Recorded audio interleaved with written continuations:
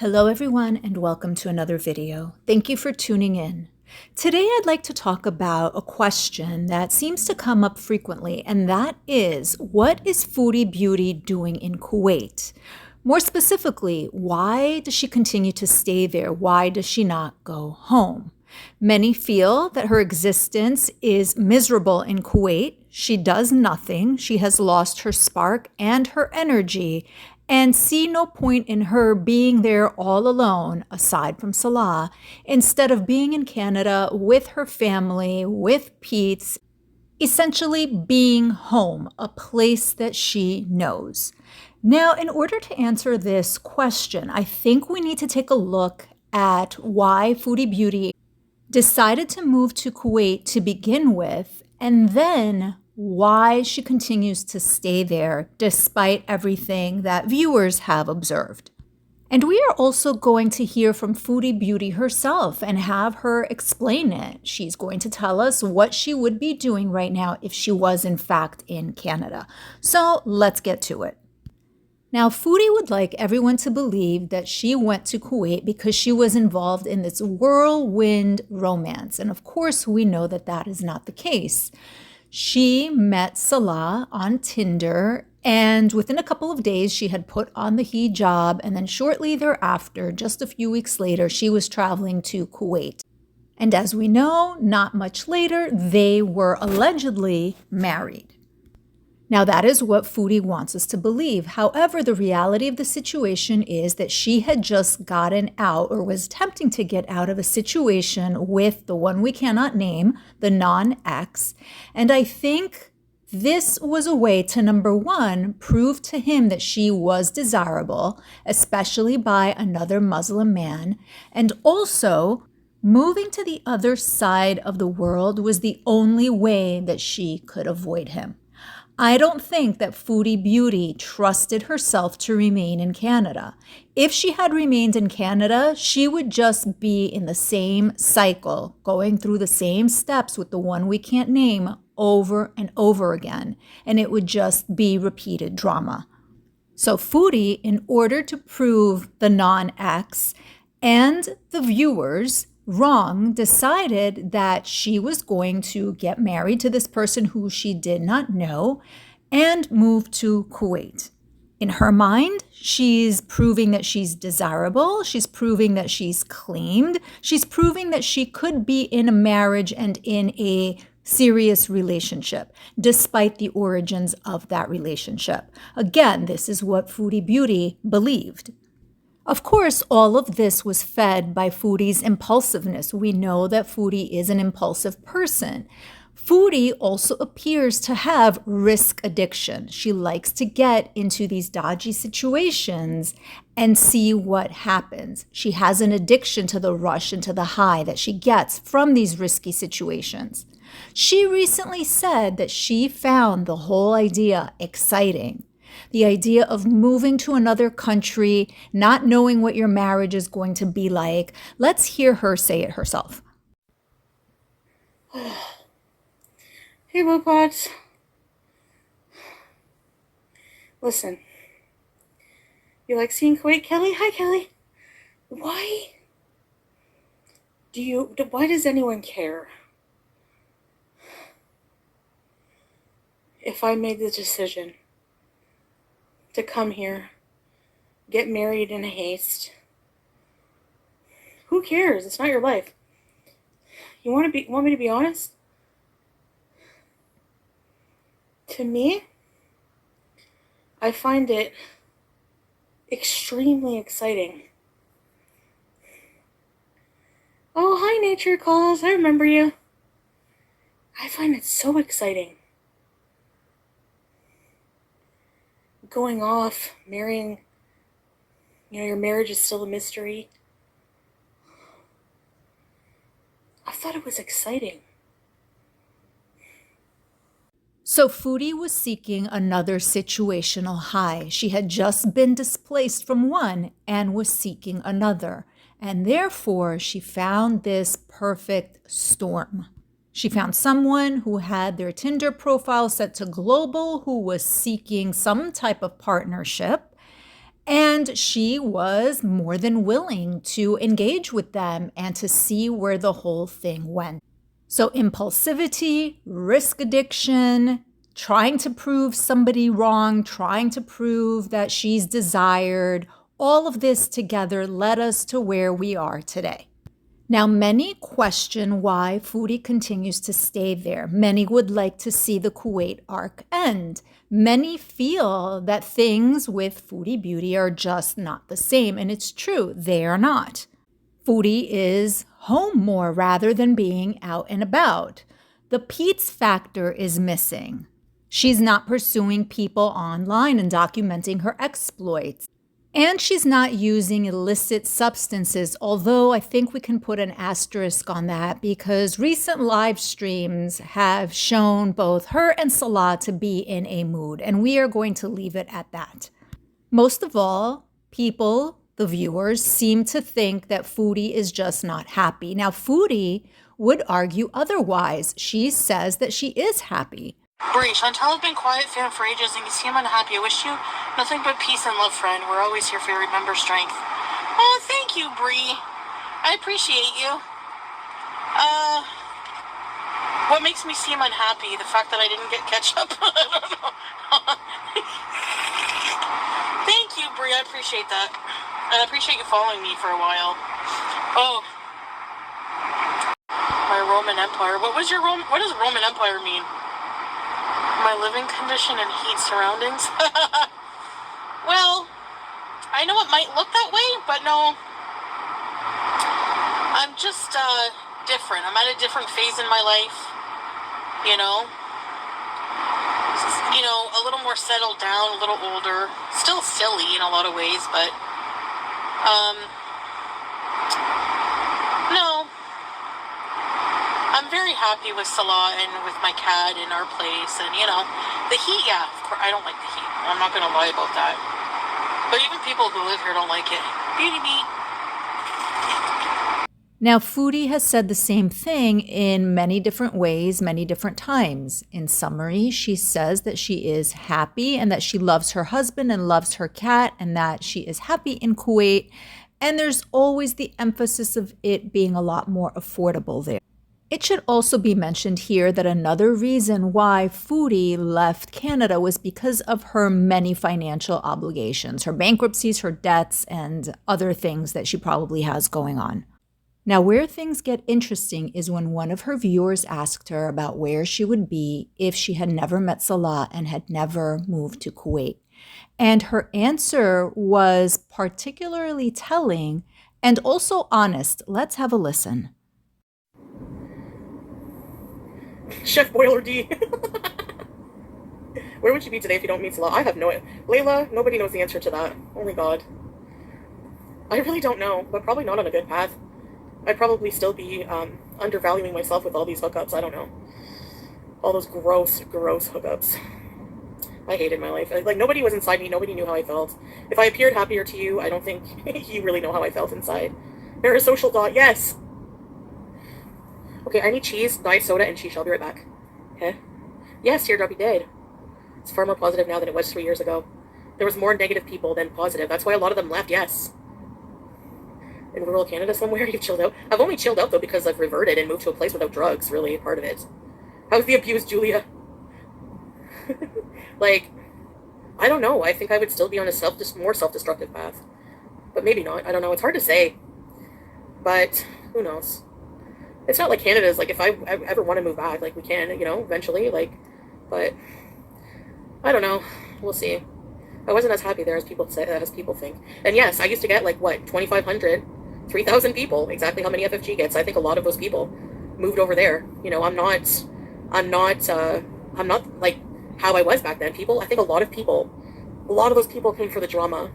A lot of those people didn't actually like me and didn't have any interest in my well-being at all. And I realized that. And that's why I say now I don't mind if those people have left, like, good riddance. Because I wouldn't want people like that. Look at how her chat talks about me. The most disgusting things they say, some of those people. Do you think I want those kinds of people in my chat, in my life? No. They're not missed at all. So, I'm okay with smaller numbers for a peace of mind, So, I just, my highest chats were those who, you know, when I would do CPAP rescue and I would be going through shit, and her voice makes you rage, I know. And, no, no thanks. I wouldn't want that. I wouldn't trade it for any amount of money, really, because I could easily go back to the same life and probably get back the same views, honestly. Hi, Victoria. Thanks, Living I Roll. Tiffany. True, page 5. You can always... Exactly. I'm not really consistent right now because I'm lost a bit in life, But if I really cared about money and views, I would go back to Canada, put on a messy wig, do what I did, go get a wheelchair. There's nothing stopping me, except that I love my husband and my cat, and I love my life here, Now, there are several things to note about the clip that we just listened to, and that clip was taken from a stream that Foodie did several weeks ago when she was live streaming with the camera off. I believe it was due to the alleged boil. What's interesting is that the clip that we've had in the beginning where someone is saying that she looks unhappy was from her last live stream today. So several weeks apart, maybe even longer, and people are still raising the same concern that she is unhappy or appears to be unhappy. And Foodie goes into, an explanation of trying to convince them otherwise. But back to what we heard Foodie say.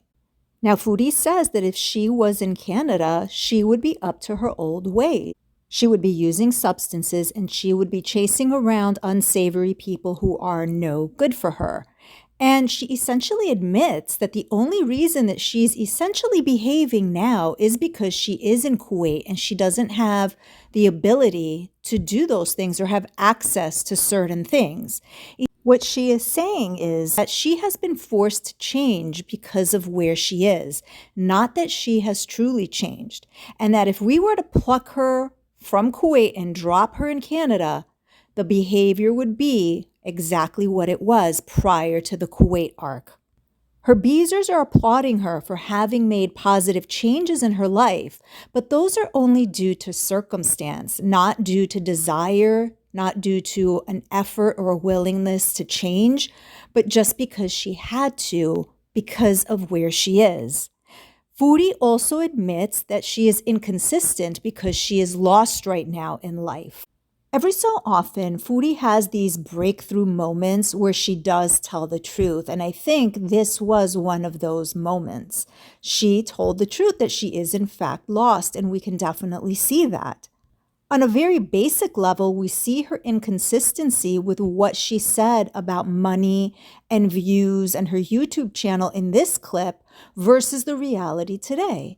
In the clip we just listened to, she said that if she wanted to, she can get all of the views and all of the super chats and make as much money as some other reactors do.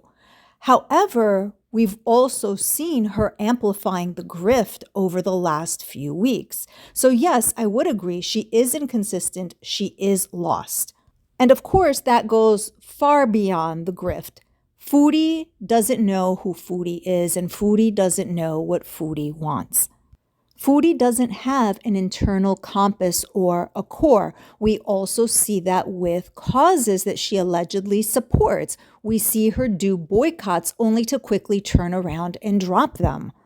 We have seen Foodie flip-flop as far as her own sexuality, her religion, her politics, and everything has to do with her changing her mind based on what's being talked about, what's on trend, what Salah has to say, what the one who shall not be named wants. Like, she has wavered based on the things around her, not having core values, beliefs, principles of her own. Everything can be bargained with as long as it will get her some traction. Now, given the clip that we just heard, it was only natural for someone to say that if Foodie was back in Canada, that she would be chasing the one who we cannot name around. And Foodie had some things to say about that. Let's have a listen. Chasing Natterbeth, right. Believe in abuser. Yeah. Yeah. Which is so contradictory, though, because so many people hated me for being with him, but they would all watch. It's so weird. None of you saw, went off camera. how he was. You saw on camera how he was too.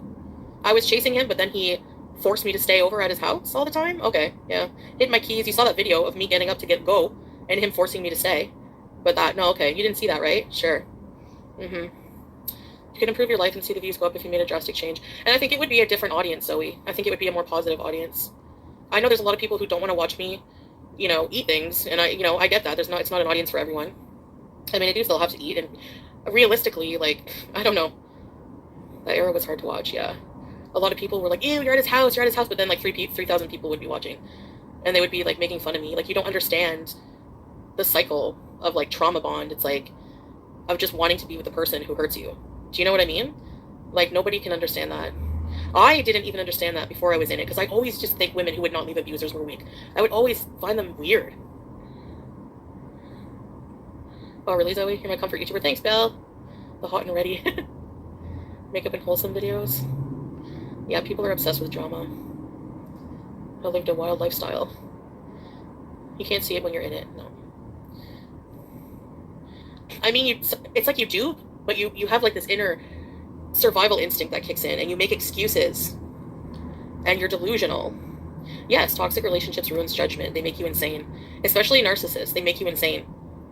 They literally will do something so horrible to you and then blame you for it, and have you thinking that you were the cause of it. I know, teardrop. I hated, I don't know. I used the wheelchairs to just numb everything. You don't have to think about life. You just sit there, get high, and eat. That's basically the only thing you do with your life, I still have problems with food, that's for sure, but... Yeah, true. He could eat corn through a week. That's awful. Yeah, Dolly. I mean, that's something definitely I should be in therapy for. Definitely. Instead of just talking about it all the time on the internet. But honestly, I don't feel bad, because I don't feel like abusive people deserve privacy. No offense. People will literally blame me and be like, you doxed him, you put him on the internet. Okay. Are you serious? Who cares? He deserves it. He was very dominating, words not trusting. Yeah, I know, Bally. Yeah, I've learned a lot, trust me. Yep. I would need wheelchairs to deal with swordfish. Oh, yeah. And my body was giving me hints, like the fight or flight. Like, that's why I would sneak out. I've been divorced twice and feel like I'm on the third. Nicole, right? Remember I would sneak out and go down the long road all the time? And just go comfort eat at McDonald's? The day you went over to his house and forced you to apologize in camera, did he threaten you to do it? Not at gunpoint, but, like, he really guilted me. Like, it was, like, the only way he would... He's like, it's the only way I'll ever talk to you. Kind of thing. Like, he always wanted me to repair his reputation. Because I would always come on and talk shit about him, but... Because for me, after every incident, that was it. I didn't care, because I was never going back. So I would just out everything. Because he, like, F you, after everything you put me through, after everything, So, yeah. But I was an idiot for doing it. Hi, baby! I was an idiot. But anyways, I'm so glad those times are over. Like I said, I get into that mind space where I remember these things, and I get that feeling, and then whenever I look around here, I just feel so safe. Every so often, I get into that mind space where I remember everything and I get that feeling, and then I look around here and I feel so safe. And that is the reason why Foodie Beauty remains in Kuwait and does not go to Canada. She does not trust herself in Canada because of this situation. I think she knows, and she may or may not be admitting it to herself, but she knows that if she were to go back to Canada, she would feed into the cycle with the one who cannot be named. The only way to avoid it and to prevent herself from getting caught up in it is to be in Kuwait. And even in Kuwait, we have seen her engage in back and forth with that person and with their, I guess, partner. She basically said it herself when the viewer asked her about what she would be doing if she was not in Kuwait with Salah. And she said she would be chasing around men who are not good for her. And of course, we know that if that person called her, she would get sucked in, and then cycles would begin and end, and there would be drama, and we know how the rest would go. That's the reason she stays in Kuwait. She's able to dip her toe into the drama and talk about those two every so often, but without having to engage with them physically. She can't do CPAP rescue. She can't go and sit and eat the leftovers in the parking lot. So she has removed herself from the situation physically. Now, we know that she and Salah have some type of an arrangement, whether that is paying him for his appearances on the channel, paying him for him to pretend that he's the husband and not the part-time roommate, him being a caretaker, him being an errand person. There's a structure to their financial arrangement. And of course, what hangs over it all is the possibility of him getting to Canada through Foodie. However, if we had to rank all of the reasons why Foodie chooses to remain in the Middle East, her inability to trust herself as far as the non-ex is concerned is number one. Everything else follows that. But her lack of trust in herself to stay away and to not engage is the reason she stays there. The Salah situation, him getting to Canada, their financial arrangement, that's all number 2, 3, 4, maybe even lower than that. But it's her lack of trust in herself that keeps her there. Let's have a listen to one more thing. Quit day every day. That would be me if I lived in Canada, I'm sure. I'm weak. That's why I don't want to live there. Too many temptations. That. Now, in that clip, she tells us that the reason she does not want to live in Canada is because she is weak and there are too many temptations. And what she is referring to is substances that she partakes in. However, I think that this is applicable more broadly and that it does include the one who shall not be named. That person is a temptation. Foodie feels that she is weak and Foodie does not trust herself. So living in Canada, at least right now, is not a good idea. She will fall back into her old habits. So, as I said in the beginning, we were going to hear from Foodie and she was going to tell us herself why she stays in the Middle East. And I think, given everything that we looked at, she has told us. So I will end here. Let me know your thoughts. Thank you so much for listening, and until the next one.